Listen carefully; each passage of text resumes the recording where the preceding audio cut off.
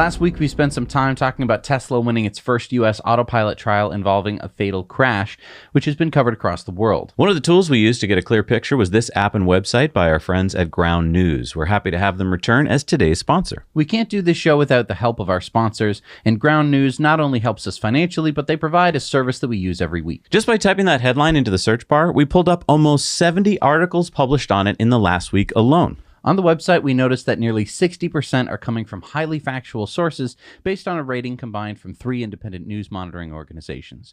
This tells us that there's less likely to be subjective language in most of the coverage. Scroll down a bit and you get every article published on this story. We noticed Tech Radar mentions the implications of the future of self-driving cars, while most headlines focused on the fatal crash. It's interesting to see the news this way, when a single word or phrase in a headline has the power to shape our understanding of a story. When we looked closer, we noticed that only 10% of the sources were government-owned, with no national coverage. Now, it's interesting to see who isn't covering this and which vested interests and funding can be a factor. We turned to Ground News for a better look at news coverage, and we think you will too. Check it out at ground.news/NYK. You can subscribe for less than $1 a month or take advantage of 40% off their Vantage subscription for unlimited access this month. This is what we use for our analysis, and it's their biggest discount of the year. Looks like you were wrong, Bob. What was I wrong about, Bob? Last week you said the next automaker to adopt NACS, the Tesla charging standard, would probably be Stellantis.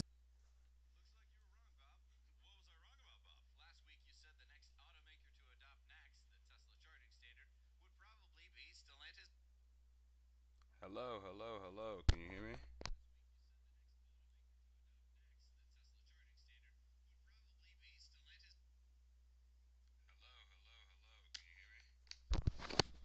Yes, you can. Yes, you can.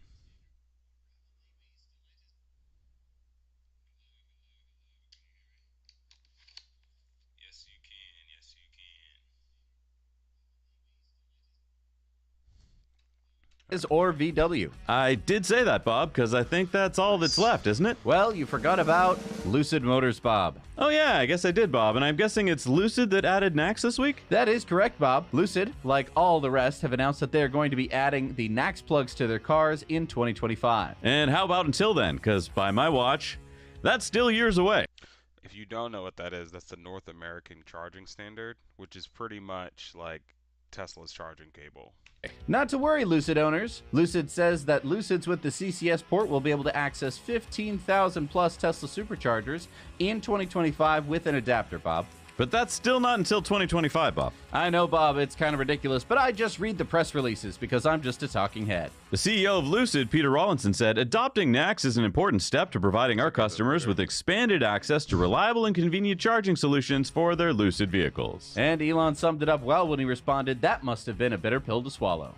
And he had to take these big pills and drink lots of water. Okay, so now I think all that's left, Bob, is Stellantis and VW. Actually, there's 2 more companies that kinda added NACS this week, Bob. The joint venture between GM and SAIC in China has made a deal with Tesla that will allow all-electric Cadillac and Buicks in China, built on the GM Ultium platform, to access the Tesla superchargers and destination chargers, starting with 10 superchargers and 200 destination chargers. Doesn't Tesla have almost 1,900 supercharger locations and over 2,000 destination chargers in China? Yep, but I guess you gotta start somewhere. Tune in next time to see who's adding NACS this week. I'm Bob. And I'm Bob. So it can be hard to keep up with Tesla's referral discounts and perks. Tesla often changes up the program to entice people to buy their vehicles during certain periods, and last Friday, they did it again. Yeah, Tesla launched a new promotion. If you live in North America and you buy a new Model 3 or Model Y and take delivery before the end of this year, you'll get 6 months of free supercharging. But according to the mobile app, Tesla removed the $250 referral discount. So the buyer will only get the free supercharging perk? And I think if I was in the market for a new Tesla, I'd think about waiting until January 1st, because that's when you should be able to get the US $7,500 federal tax credit taken right off the sticker price, instead of having to wait until that check comes from the government, potentially months after the purchase. So the Tesla workers' strike in Sweden is continuing now into its 3rd week. As we've reported, while Tesla doesn't have any manufacturing in Sweden, it does have service and delivery locations. Tesla has about 130 employees at 9 locations in 7 Swedish cities. So from reports that we're getting from Tesla Owners Club Sweden and the Swedish newspaper Dagens Arbet, it appears that there are picket lines at some Tesla locations, but none at others. Tesla appears to be bringing in unidentified mechanics at some locations to continue servicing Tesla vehicles, but the union, IF Metall, says that hiring what they call strike breakers would be crossing all boundaries. That kind of thing happened in Sweden in the 1920s and 1930s. So we now know that Tesla sat down with IF Metal on November 1st and had constructive talks. But their last meeting on November 6th. Introducing Stocks by the Slice from Fidelity. Now you can trade stocks and ETFs. Yielded nothing, according to IF Metal spokesperson Pekka Saikala. He said, "We are clear there will be no agreement." That doesn't sound good. No. Tesla has finally issued a statement, though. They said, "It is unfortunate that IF Metal has taken these measures. Tesla follows Swedish labor market regulations, but like many other companies, has chosen not to enter into a collective agreement. We already offer equivalent or better agreements than those covered by collective bargaining and find no reason to sign any other agreement." The union says that the issue is not really about pay and benefits, but more about working conditions and stability. Yeah, they say that some Tesla employees say that Tesla's timelines for servicing vehicles is too strict, leading Tesla to send out damaged cars and rewarding employees who do incomplete work while punishing those who take the time to completely solve a problem. And now, is this going to lead to other union workers in Sweden striking against Tesla? Yes, so the strike has already extended to Swedish dock workers, as we told you about before. They say they're not going to unload cars at 4 Swedish ports. Tesla had apparently rearranged its deliveries around to different ports, but now the dock workers say that starting on November 17th, they will stop unloading Teslas at those ports as well. And now Fastigets, which is the Swedish Building Maintenance Workers Union, says that they will join the strike at Tesla facilities in Hunding, Segeltorp, Omea, and Uplands Vasby on November 17th as well, meaning that those facilities will not be cleaned by union workers. And 17 third-party repair shops are now refusing to work on Tesla vehicles as well. And Elektrikerna, the Swedish electricians union, will also refuse to do electrical work at Tesla's workshops and charging stations starting on November 15th. And Swedish mail delivery workers will stop delivering packages and mail to Tesla facilities starting on November 20th. Crap, it sounds like Tesla is going to have to do something. Yeah, we're going to talk more about our firsthand experiences in Sweden on Patreon bonus stories this week because we've been there a couple times and have met Swedish Tesla service employees. So if you want to hear more, join us on Patreon for as little as $1 a month and support the independent reporting that we do every week. So we're excited to be working with Climate Exchange and promoting their EV raffle back for the 8th year. They have a few huge improvements this year. First, Climate Exchange is holding a bonus drawing for early ticket buyers. Yeah, so anyone who purchases a ticket by November 18th will be entered into their $10,000 early bird drawing. You will also still... Even if you don't win the grand prize, Climate Exchange has cash. Winning a prize are actually pretty good. In the past, new exciting luxury EVs hitting the market, they decided to... The market. Mercedes Exchange will walk the grand prize $1,835, which is the price. And by leaving a comment down. Charging support to the winner to help install a home charger or to use on the road. And they will also pay for all the taxes. So this could save you tens of thousands of dollars. Think about it. Awesome prizes, and you're supporting Climate Exchange, which is a nonprofit that's doing really important work. Their goal is to help states transition to Don't forget to purchase $10,000. Tesla Europe posted, our Powerwall fleet in Europe just surpassed 1 gigawatt hour. This is enough stored energy to power an average of 41,000 homes for 12 hours. That's actually a pretty big milestone. 1 gigawatt hours of Powerwalls in Europe. I mean, that's about 74,000 Powerwalls. Yeah, because Powerwalls don't currently, no pun intended, offer 3-phase power, which is kind of important on the European electrical grid. That is a big deal.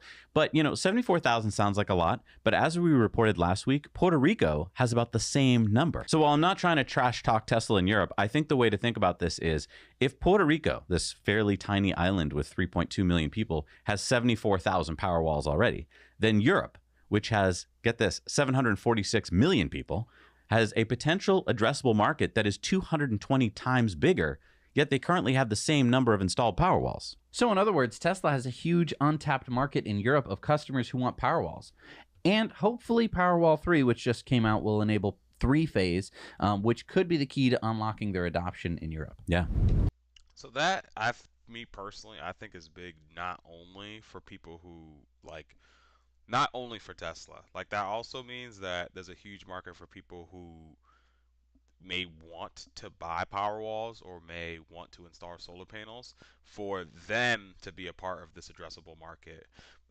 It's something I've also spoke about, 2 people I've worked with in real estate that getting your hands on solar panels right now is a huge opportunity, and in my eyes seems that it's something that if you already own real estate is something that you should be double down into, or if you're somebody who's a new homeowner, should be something that you should look into getting, because it's definitely a huge value add to your home, not only based on like literal the energy that it's giving you, but the fact that you can be an energy provider for those around you who live next to you. So it's definitely like, I think it's something equivalent to like the modern gold rush. So Volkswagen has been forced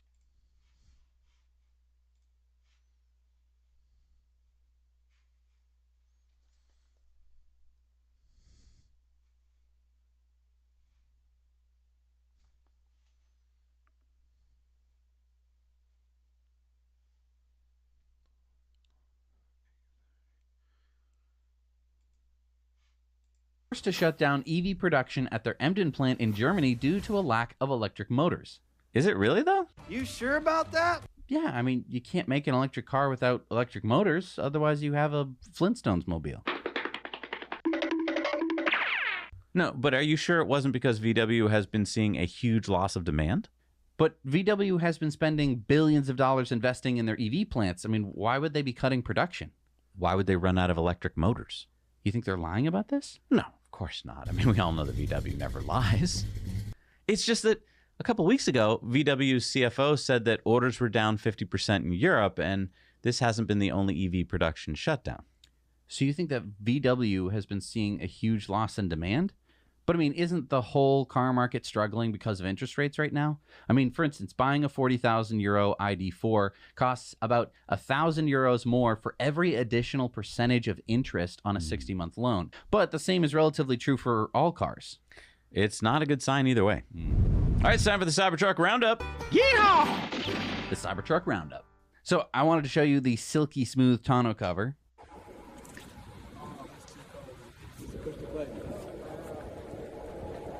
That is pretty clean. Definitely clean.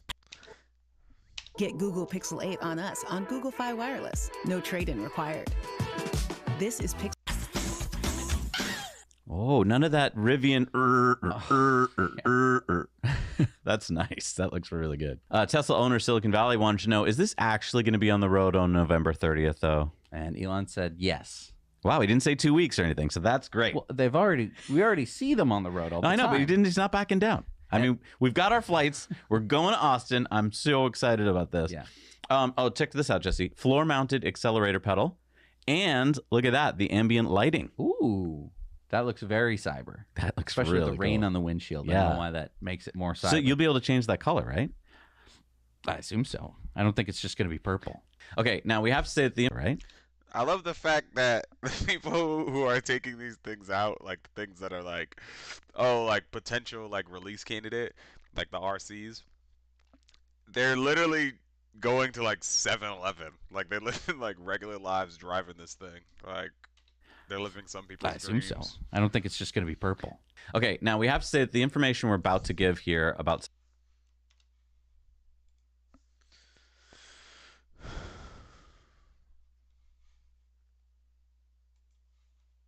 Cybertruck for this next story is not confirmed. It comes from YouTuber TFLEV.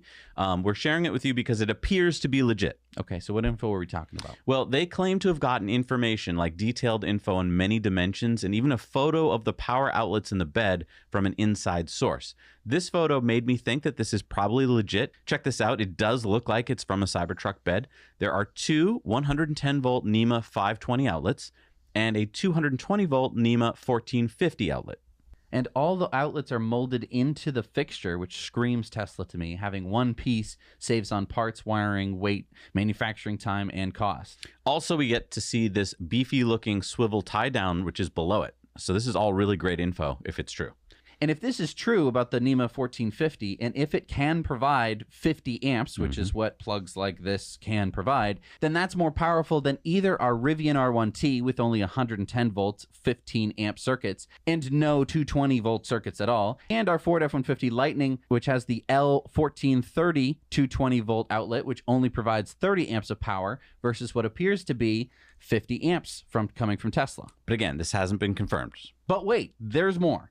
We get tons of specs. Yeah, take a look at all these specs. Again, I don't know if they're right or not. They seem to match up with a lot of things we've seen, except for, well, all right. So the towing capacity is kind of weird, though, because still on Tesla's Cybertruck website, it says over 14,000 pounds of towing, and this spec here only shows 11,000 pounds. Now, that's the Rivian R1T's towing capacity. Yeah, now maybe a higher level trim Cybertruck will have more capacity, but if you look at the curb weight spec there, it shows both trim levels. So I'm not sure. I don't know. Maybe someone just typed it and forgot to type in the second one. Now, the length of the Cybertruck will put it about 6 inches longer than the Rivian R1T, but a few inches shorter than the F-150 Lightning. Yeah, and I was excited if this is truly the bed length. 72.8 inches makes it over 6 foot bed with the tailgate up, and 51 inches wide means that you got 3 inches of clearance when you put like a sheetrock in there. Nice. Small frunk volume, though, only 7 cubic feet. If you look at the Rivian, it has 11.6 cubic feet, and the Ford has 14.1 cubic feet. So, I mean, the Ford's frunk is twice the size. And, I mean, one of the things that kind of disappointed me was that, according to this, there's no outlets in the frunk of the Cybertruck. It's a really nice feature on the Ford, I have to say. I'm wondering, though, if the Cybertruck, they were going for it being a bench. oh, like this guy sitting on it near Baja? Yeah, and I mean, like, you know, you have the... Oh, wait. Though, What is if that? the Cybertruck, really nice feature on the Ford, I have to say. The frunk. One of the things that kind of disappointed me was that, according to this, there's no outlets in the frunk of the Cybertruck. It's a really nice feature on the Ford, I have to say. I'm wondering, though, if the Cybertruck, they were going for it being a bench. Oh, like this guy sitting on it near Baja? Yeah, and I mean, like, you know, you have the hood up over you, so it's like a little roof, and you get to kind of sit. So it's like, Can't for we do that in tailgating. the Ford? Well, you don't have... Oh, you can. I don't know. Is it high enough? I often almost whack my head on the Ford because it has this little corner on each side that Right. comes down. It's really dangerous. And I feel like the Cybertruck has it too, but I think that's because it's shorter. Exactly. And so it can go higher without like hitting ceilings and stuff like that. And it just looks like a This one nice, is comfy small. little seat. And maybe that's why they didn't put the plugs in the front. Maybe. Then this photo of the twin motors that you can supposedly get at when you remove a hatch in the bed of the Cybertruck. This is looking down on what you'd see if you open that hatch. So again, take all these specs with a grain of salt. We don't have any confirmation that these are true. The Cybertruck was shown at the 30th Annual Barron Investment Conference in New York for all the world to see, and it looked perfect. No Barron Damn, this shot of the Cybertruck right here, this is the best one I've seen yet because the panel gaps just aren't that horrible. And like everybody knows, like Tesla's production, like they produce cars that have really great panel gaps. Like, I don't know, like I think that it's really big for people for them to get this right if this is going to be a huge product. I think it's going to be a huge product anyway, but getting those panel gaps down are really important to making sure that Investment Conference in New Wow. York for all the world to see, and it looked those are perfect. Really good. No uneven panel gaps, everything aligned You said perfectly. exactly what I think said. this was That Elon's looks response to a good. lot of comments on videos of pre-production Cybertrucks that had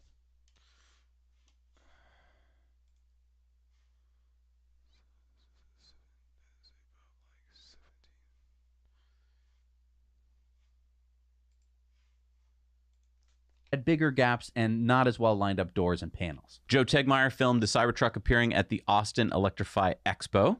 Everyone was super excited to see it. And Joe also got a great drone shot of 10 Cybertrucks on the Giga Texas lot. This is a real sight to see, right? A fleet of Cybertrucks. Yeah, I mean, you really need to go subscribe to Joe Tegmeyer's YouTube channel. He does such a great job of covering everything going on at Giga Texas. So maybe you visited the Cybertruck Owners Club reservation tracker and you found out, like us, that you have an early reservation number. And you're like, hey, maybe I'll buy the Cybertruck from Tesla and then resell it for a profit. AI? Or even just So weird. resell it to a friend or family member who wasn't so quick in reserving one. Not so fast. No Cybertruck we're selling for you. What are you talking about? Tesla has added this for Cybertruck only clause to their Tesla Motor vehicle purchase agreement. Meet Google Pixel 8 and Pixel 8 Pro, the only phone engineered by Google.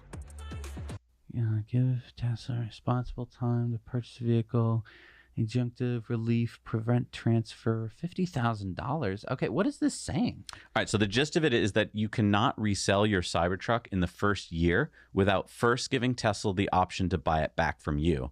If you resell it without telling Tesla, Tesla can prevent the transfer and demand liquidated damages of up to $50,000, and Tesla may refuse to sell you any future vehicles.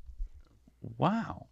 I mean, I get it. Tesla doesn't want a big, black market of Cybertrucks with super inflated prices. Yeah, I mean, we saw people paying tens of thousands of dollars more for Rivian R1Ts when they started production because supply was so limited. How much for the gun? Not for sale. I can only imagine how badly some people are going to want the Cybertruck when they see it in real life. Okay, how much for the arms? I wonder how long Tesla will keep this clause in effect. My guess is like for the first year or so until production scales into the 5,000 per month range. But what do you think? Share your thoughts below. And yeah, if you want to find out what your place is in line, go to our friends at the Cybertruck Owners Club. They help sponsor the show. They have the best community for everything Cybertruck. I know a lot of people have joined recently because they're getting super excited now. It's no longer just a dream. It's actually coming true. It's so cool to see EV sales increasing like crazy. Yeah, as we reported last week, EV sales in California so far this year are like 22% of the market. And when you buy an EV, most times you're going to want an EV charger to go with it, so you can charge at home or at the office. We just reviewed the Must-Start Power EV charger over on our sister channel. Now let's review. Just like there are so many more models of EVs to choose from, there are now dozens of EV chargers to choose from. And while choice is good, it can also be confusing and stressful. And that's where the Now Let's Review channel comes in. We help you cut through the chatter and the hype and get right to the point about what each EV charger we review has to offer. We'll tell you our honest thoughts about the Must-Start EV charger on our Now Let's Review channel. And we'll tell you how you can possibly win the one that we reviewed. But you're going to have to watch our video review on Now Let's Review to find out. Yeah, I mean, what's great is that the prices of EV chargers is dropping, but also the quality can sometimes drop when the prices drop. So you have to look really closely at the build quality and the design quality, and that's what we're pretty good at now since we've reviewed so many of them. At the first Polestar Day in Los Angeles last week, Polestar revealed the Polestar 5, which is their all-electric sedan for the first time without the camouflage on it. So I remember the original Polestar concept. It had those suicide doors with... Oh my god, I love Polestar. That's probably my second or third, my top 5 favorite EVs. Like, look, this is beautiful. Like, I don't know what else to say. Like, this is beautiful. No B-pillar and sleek camera side mirrors. Well, those features got nixed. The 5 does have an 800-volt architecture with dual motors for 874 horsepower and 663 pound-feet of torque, really good, which puts it in a similar league as the Porsche Taycan and the Tesla Model S. The Polestar 5 is going to be using StoreDot batteries, which Polestar says will allow them to offer extreme fast charging of 100 miles, 161 kilometers, in just 5 minutes. That would be 1,200 miles an hour, which does put it in line with Tesla's 250 kilowatt superchargers. Okay, and how about interior photos? Well, Polestar hasn't released those yet. So when is the 5 going to start deliveries? Polestar says 2024. Okay, but hang on. You said that Polestar 5 is going to be using the StoreDot batteries from the Israeli startup StoreDot. But didn't I just read that the Polestar is going to be using SK-On batteries, those really long 22-inch cells in the Polestar 5? Good memory. Yes, that's for the Polestar 5 GT. Where they need that high-performance battery. The regular version of the 5 supposedly will just be using the StoreDot batteries. It's kind of interesting because this will be the first time that I know of that we're using like a new battery cell technology from a new battery company. So that's kind of interesting. I'm really intrigued. Like if you do get the Polestar 5 in a year or two, let us know like how it charges and how it handles. Although it's going to take years to find out, you know, how, the state of charge, you know. Right. It's not the same thing as a, check out this engine, man. Whoa. It's just like, it's a battery. No, look at this current. Wow, look at this. Or you're standing on the battery. It's not quite as exciting as a lot of people are going to make it out to be. Can I see your fuses? Whoa, look at those. So if you've been watching Tesla Time News for a while, you may have noticed that Tesla doesn't generally settle lawsuits. Yeah, they almost always go to trial and seek a judgment whether they're the plaintiff or the defendant in the case. Well, this next story breaks that practice. Yeah, you see, UK resident Ed Butler bought a Model 3 Performance in 2019, and he added FSD for an additional £5,800, believing that, as Tesla website said, FSD would be available later that year. Fast forward to February 2023, and Mr. Butler got tired of waiting, and he sent a letter before action to Tesla saying that he'd like his money back. Less than 3 weeks later, Tesla replied saying they denied the claim. Mr. Butler filed court papers that day. So Mr. Butler says that after some back and forth, Tesla essentially admitted their guilt in a defense filing, but did not want to settle. And Tesla tried unsuccessfully to move the case to small claims court. The scheduled hearing date was set for November 17th, and so Tesla offered to settle if they could add a non-advice clause and a confidentiality clause. Now, the reason we're able to report on this is because Mr. Butler stuck to his guns, and he said he wouldn't sign the settlement unless Tesla removed those clauses, which eventually they did. And he shared a lot of his case documents. Mr. Butler finally got his £5,800 back and an additional compensation of £2,200. His car's FSD features were also removed from his vehicle as part of the settlement. So, I mean, this is a problem for Tesla. They said, hey, you want full self-driving? You pay us some money, you're going to get all these cool features, and they're coming soon. It kind of depends on how much longer it's going to take Tesla to release FSD.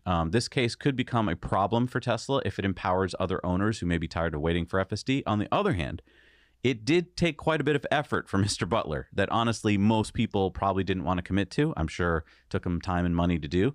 So what do you think? Was this settlement a big deal, or is it going to be not a big deal if FSD comes out soon? Well, I mean, I think it's a big deal because we're actually able to learn like what the settlement was. Normally it's like they settled out of court and we don't get to hear anything about it, because there usually are those, you know, non-advice and confidentiality clauses in it, which basically means that nobody can say anything about it. Right. In this case, you're seeing that basically he made a cool £2,200, which, I mean, maybe do you think that covered his legal costs? Well, I mean, if he had invested that in Tesla stock, it's a loss. So right, I don't know. I don't know. Now, I don't know why I'm so excited about Tesla's diner / drive-in / supercharger location being built in West Hollywood. I mean, we're on the East Coast, and this diner is on the West Coast, which is over 3,000 miles away. So it's not like I'm going to be able to drop in for a milkshake and a movie very often. Yeah, but I think both of us are excited about the fun aspect, the community aspect, the positive vibes created by having a 24-hour diner with 32 superchargers. You want a cup of joe with juice?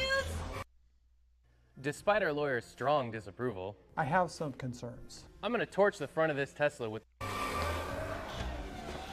Yeah, the diner is going to have 2 floors with seating for 218 people and an outdoor roof deck terrace where you can watch 2 45-foot tall LED movie screens. Ed Howard posted the progress Tesla is making. Now, still a ways to go, but some serious concrete structures there. Oh, and you know what? Our viewer Massimo sent us this video showing some more of the diner construction site.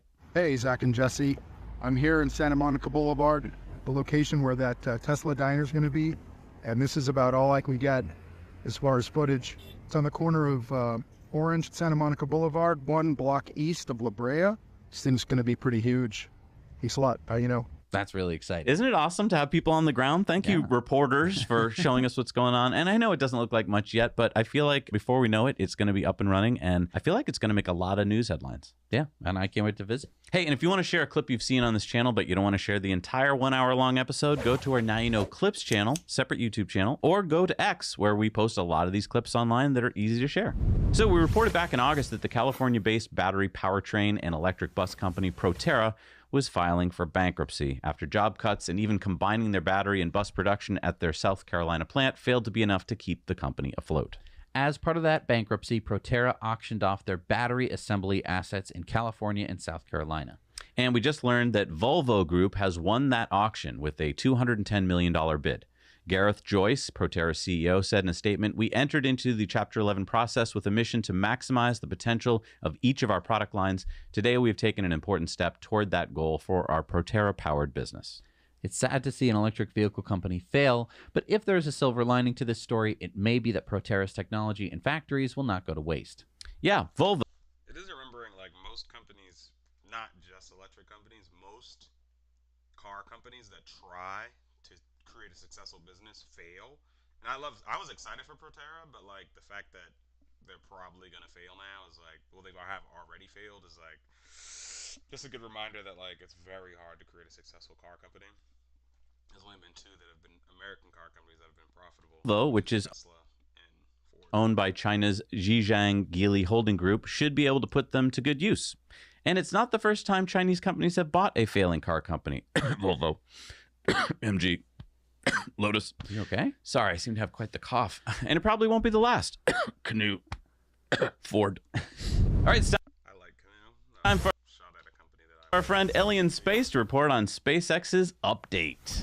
Hey, Zach and Jesse. So we still have no official date for the Starship launch. Okay, I'm gonna stop myself right there. Hours after recording and editing this video, SpaceX announced that they do have a date for the launch, and that's this coming Friday, November 17th.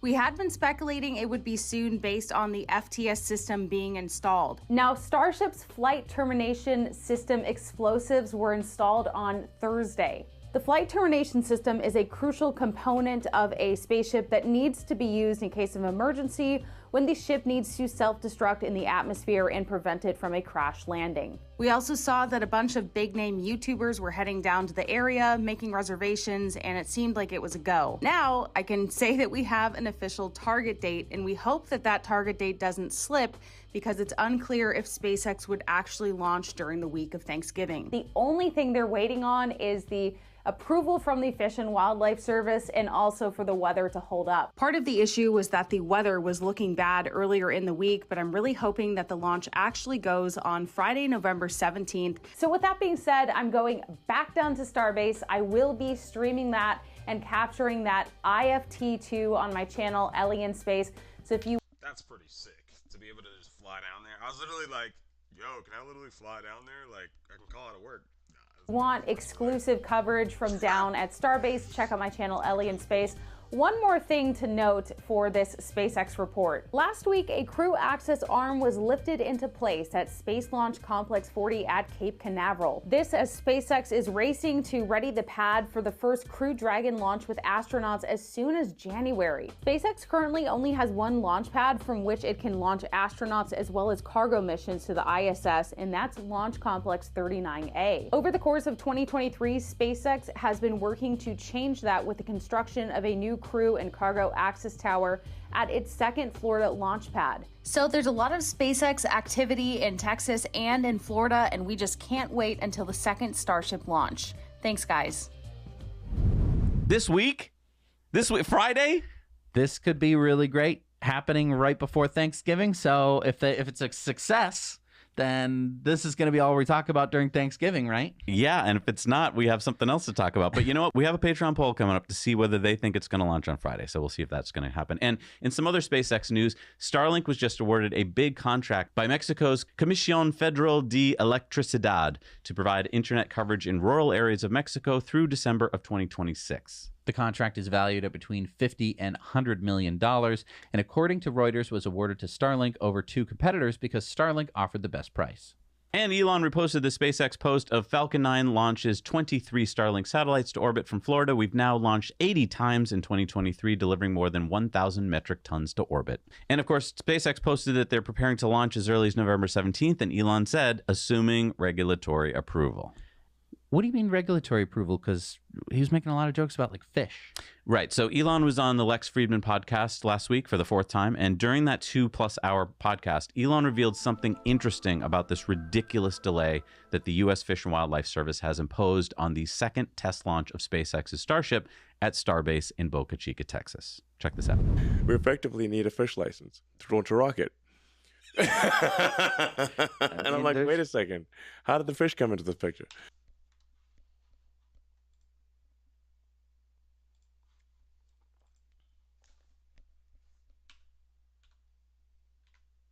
Boca Chica, Texas. Check this out. We effectively need a fish license to launch a rocket. And I'm like, wait a second. How did the fish come into this picture? Yeah. I mean, some of the things like that I feel like are so absurd that I want to do like a comedy sketch and flash at the bottom, this is all real. This is actually what happened. You know, one of the things that was a bit of a challenge at one point is that they were worried about a rocket hitting a shark. And you know, the ocean's very big, and how often do you see sharks? Not that often, you know, as a percentage of ocean surface area, sharks basically are zero. I was literally just about to say that exact thing.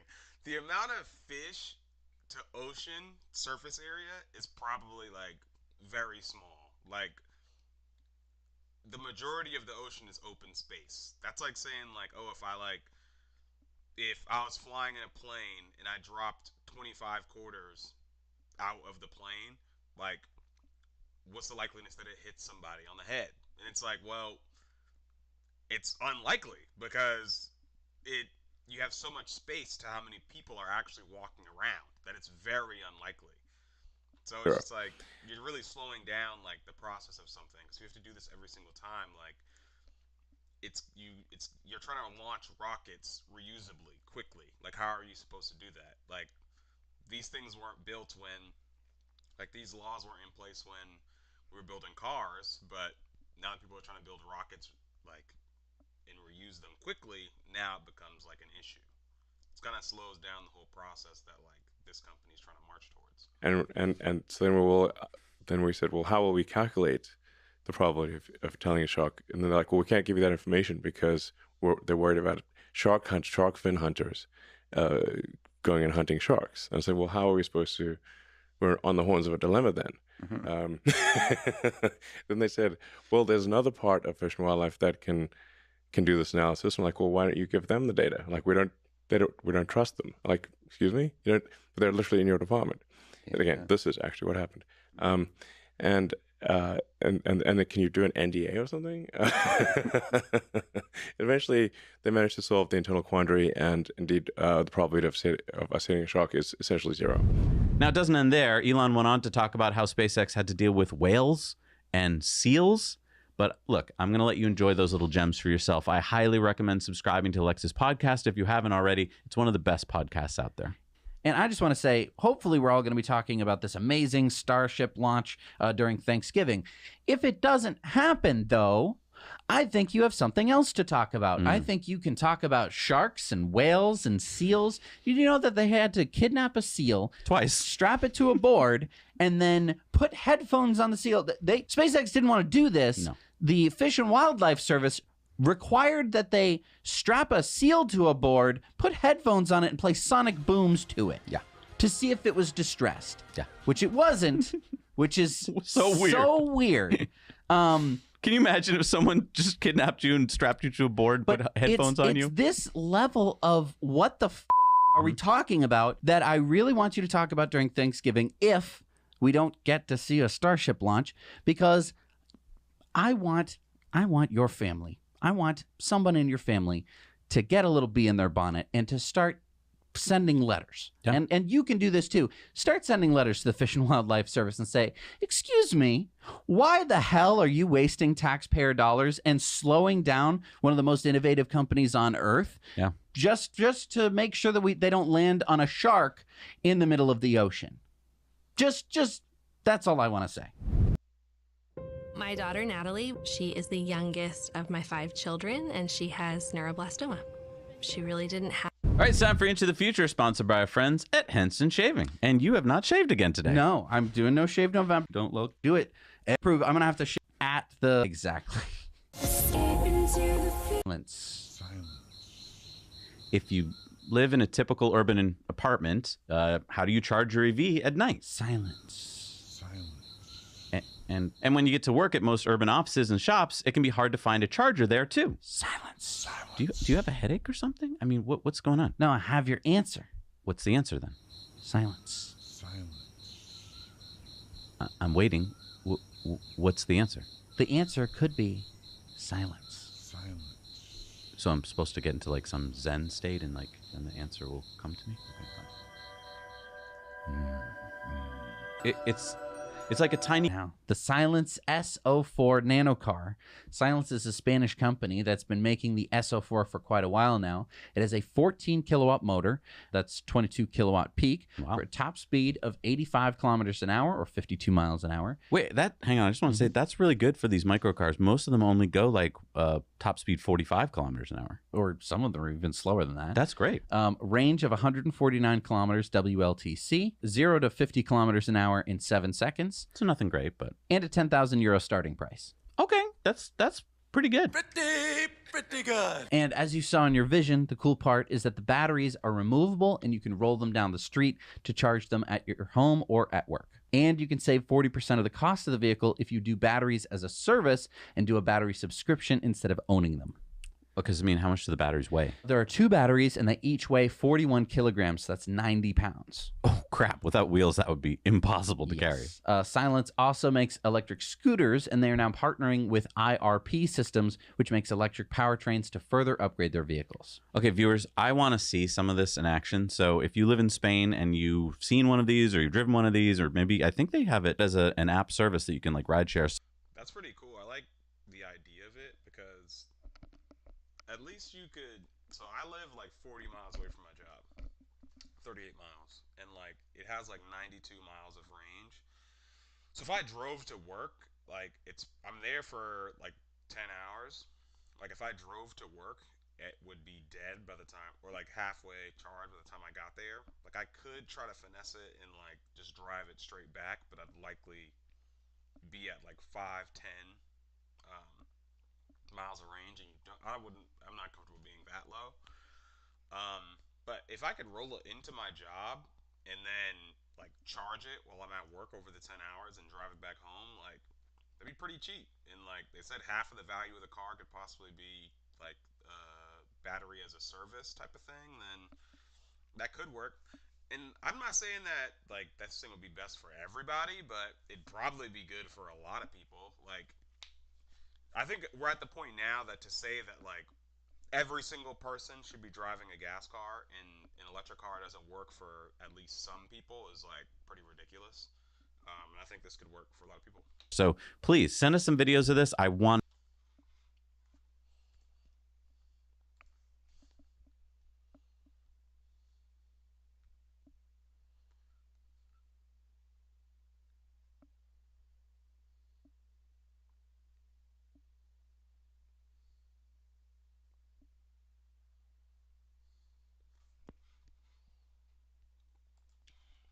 To see more. Yeah, I want to see you lifting the battery over your head. No, I'm just kidding. I do want to see you rolling it down the street and plugging it in. Right, because does that really work, especially if it's like bumpy streets and stuff? Yes, like put it through its paces. Yeah. Take it for a stroll. Yeah. All right, it's time for Going Green, sponsored by our friends at SnapPlate. So as you start making your holiday gift-giving list, may I make a suggestion for that EV owner on your list?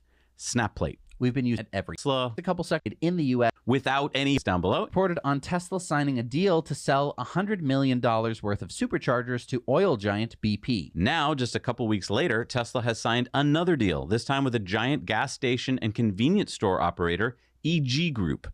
EG currently operates over 6,000 sites across the UK and Ireland, Europe, the US, and Asia, and serves over 1 billion customers annually. So how many superchargers are we talking about in this deal? Well, neither Tesla nor EG specified in their press release, but we do know that EG currently has about 600 chargers across 189 sites. They plan to increase that to more than 20,000 chargers across 3,600 sites. So I'd say it's going to be a lot. Now, these aren't going to be Tesla branded superchargers, are they? No, EG says they'll be branded EV Point and will operate on an open network so any EV can charge at them. Now, that graphic showed that EG Group operates at like 3,300 sites in the U.S., but I don't think I've ever heard of them. That's because they're owned by EG America, but they aren't branded EG America. They have sub-brands that you probably have heard of, like Cumberland Farms. Hey, is that the Cumberland Farms where we live? Yeah. Maybe they'll be getting some superchargers soon. Quick Shop, Loaf and Jug, which I have not seen, but I've heard of that one. Minute Mart. Okay. Quick Stop, Certified Oil, which is actually, you see them branded as Marathon gas stations. Fast Track, Sprint, Tom Thumb, and Turkey Hill. So EG Group is headquartered in the UK. It's a really big company with annual revenue of over $26 billion. It's owned by parent company Optima Bidco Limited. And the first Tesla-made superchargers should start appearing before the end of this year. It's funny how they seem to like brand names that aren't spelled right. Well, it's easier to trademark them that way, see? All right, it's time for Sunspots. U.S. Energy Information Administration. Okay, so let's see here. The solar is in the orange and yellow, and that blue line is hydropower. Wait a minute. For 2024, they're predicting that solar is going to make more power than hydro? Yep. So from 2009 through 2022, solar has been growing 44% annually, while hydro has only been growing 1% annually. And you can't keep growing at those two rates without Solar finally catching up and beating hydro. And it's hard to see, but look at that darker orangish color at the top. That's small scale solar. Look how much power it was making back in 2019, about like 3 terawatt hours. And now look to what's being projected for next summer, the summer of 2024. That looks like about 9 terawatt hours of just small scale solar. In other words, rooftop solar has about tripled in 5 years. Yeah, incentives such as tax credits from the IRA have really helped boost solar. In August of 2023, U.S. installed solar capacity totaled more than 125 gigawatts. So that's 80 gigawatts of utility scale solar, 45 gigawatts of small scale solar, whereas hydro has remained pretty constant at about 80 gigawatts. And I mean, that makes sense. It costs a lot to build a dam and pumping stations and power generators, whereas solar panels just keep getting cheaper and cheaper. And look, if you'd like to build a dam, well, Energy Pal probably can't help you. But if you want to put solar on your roof, they certainly can. Also, they can help you out with batteries. They know all the regulations and tax breaks and the best prices. Give them a call. They'll be able to help you for free. Tell them that Zach and Jesse sent you. All right, it's time for our video contributor stories. We need your stories, okay? Send them in to us at hello@nowyouknowchannel.com. It's really easy. Just make them 2 minutes or less. Shoot them in landscape. Good audio, no music. So in 2 minutes, you're done and you're going to be famous. Who do we got this week?